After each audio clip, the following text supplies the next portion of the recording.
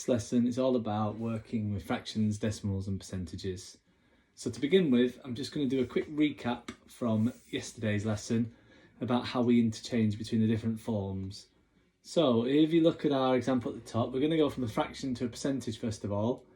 And what we said yesterday was that if you wanted a percentage, you wanted a fraction out of 100. So that was our kind of key concept, because that's what percent means. So if you're going to convert the fraction to out of 100, you have to times the bottom of this fraction by 5 and the top by 5. The reason why we're timesing by 5 is because 5 20s are 100. So that would give me 100 on the bottom. And if I do 17 times 5, that gives me 85. So 85 over 100 is 85%.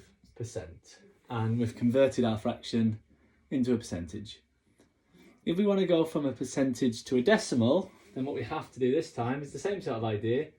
This time we're going to actually do the division by 100 because we've got percent and we want to convert it back to a decimal. So 28 divided by 100 means we're going to move each digit 2 spaces to the right, which gives us 0.28. So remember, the digits stay in the same order, but the tens go to the units and then go 1 space after the units, which is tenths. And you can see we've got 2 tenths. The eights go from the units to the tenths to the hundredths. And you can see that we've got 28 hundredths or 0.28. And the final one is to go from a decimal to a fraction. So what we do here is we convert it into a percentage and then we cancel, is our big idea. So 0.08, well, if we times it by 100, it will tell us what the percentage is. So that would be 8 out of 100. And then we cancel that down. And we cancel down using the same concept as we did in the initial question. And that is whatever you times or divide the top of the fraction by, you times or divide the bottom of the fraction by to make it equivalent. So here we can divide the top and the bottom by 2, because they're both even numbers. Or we could even divide the top and the bottom by 4.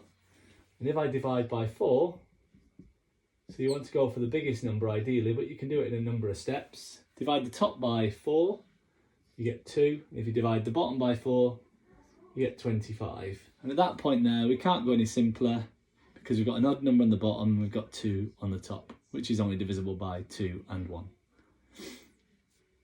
Right. This is our new part for today's lesson, and this is the idea of when the bottom of the fraction is not a factor of 100. So when the bottom of the fraction is not a factor of 100, it's not particularly easy to use equivalent fractions to get there. So what we do use is a very common concept that we're very familiar with, and that is bus stop division, because that's what a fraction is. 5/8 is the same as 5 divided by 8. So if we do the division, we'll get the decimal equivalent. So we're divided by 8, so 8 goes on the outside of the bus stop, and I'm going to put the 5 in, but I'm going to add some zeros because we know it's not going to divide in because we're dividing by more than what we've got to share out. So 8s in 5 doesn't go, so that's 0. And we'd expect it to be 0, and we carry the 5 across. 8s in 50 now, well, 8 7s are 56, that's too much, but 8 6s are 48. So we're going to say it goes in 6 times, and our remainder, because we've got 50 things we're trying to look to divide by, and we knew that 6 8s were 48, we've got a remainder of 2. And then 8s in 20, well, 2 8s are 16 and 3 8s are 24. So that gives us 2 and a remainder of 4. And then 8s in 40, well, there's 5 8s in 40. And so we've got our answer of 0.625 is our decimal. And we said a few minutes ago, if you want to go from a decimal to a percentage, well, you just do the reverse of going from a percentage to a decimal. So we're going to times that by 100 to get it back to a percentage, which is going to be 62.5%. So if you want to go from a percentage to a decimal, you divide by 100. If you want to go from a decimal to a percentage, you're going to times by 100. You're just reversing that process.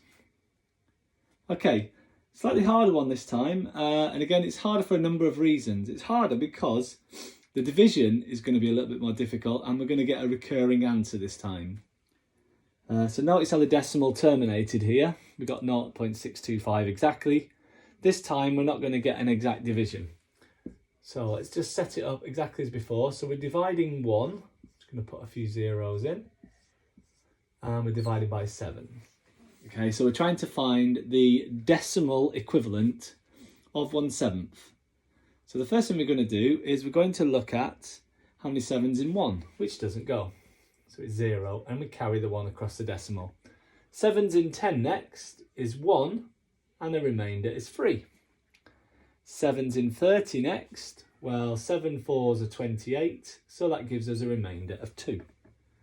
7s in 20 next, well, 7 2s are 14, and our remainder is 6, because we've got 20 we're trying to share out. 7s in 60 now, well, 7 8s are 56, and that leaves us with a remainder of 4. 7s in 40, and 7 times 5 is 35, and the remainder is 5. And 7's in 50 now, oof, keep going, and that would be 7, remainder 1. And now it's got interesting because we've got a remainder of 1, which is going to take us right back to the first part of our answer, which is 1. Then we're going to have a remainder of 3, so we're going to have 4, then a remainder of 2. And what that means is that this value is recurring, it's repeating. So it's going to be 0.142, 857, 142, 857, and so on and so forth. And the way in which we write that is we just put a recurring dot over the start and the end values. So that is our answer if we do our division of 1/7. But this final activity is about how we can compare fractions, decimals, percentages, and order fractions, decimals, and percentages. So what we've got here is we've got 4 values, and we're going to put them in order from the smallest to the largest. So we need to do this. In order to do it, we need to put them into a common format. And so I think the best format we can use is either a decimal or a percentage, okay? And again, it depends on the answers and the values you've got as to which ones you prefer working with, or, it depends on how confident you are of working with them. So I'm going to go for decimals for each of these. Now, there are some you might know straight away, which makes it a little bit easier. So, for example, a quarter. Hopefully you're starting to kind of get used to the idea that a quarter is either 25% or as a decimal is 0.25. Right, the next one then, 13 over 20.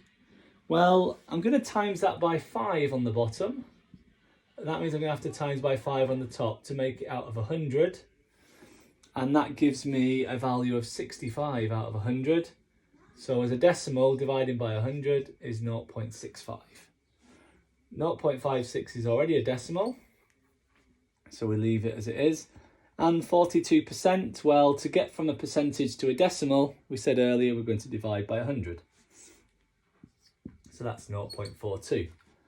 So we can now compare these values because they're all in decimal form.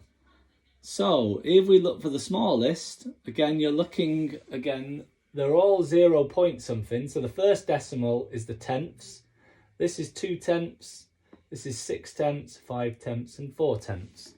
So we're ordering them on the amount of tenths, first of all, because that's the biggest value in terms of the number. And what we're now going to do is look for which one has the smallest number of tenths, which I think is this one. So that's first. I'm going to put a number 1 there because it's got 2 tenths. Then we've got 4 tenths second, 5 tenths third, and then 6 tenths fourth. It doesn't matter about the hundredths, we're just comparing the tenths. If we had an equal number of tenths, we'd then look at the hundredths. So now we've got them in order, we're just going to write them in their original form. And what I mean by that is the form that the question stated them in. So the first one wasn't 0.25, it was a quarter. The second one is 0.42, but it was 42% in the question. The third one is 0.56, which is the value stated in the question. And the fourth one is 13/20, which again is in fractional form, so we'll give our answer in fractional form. And so we've now got our answers in order from smallest to biggest in the original form, and we've finished the question.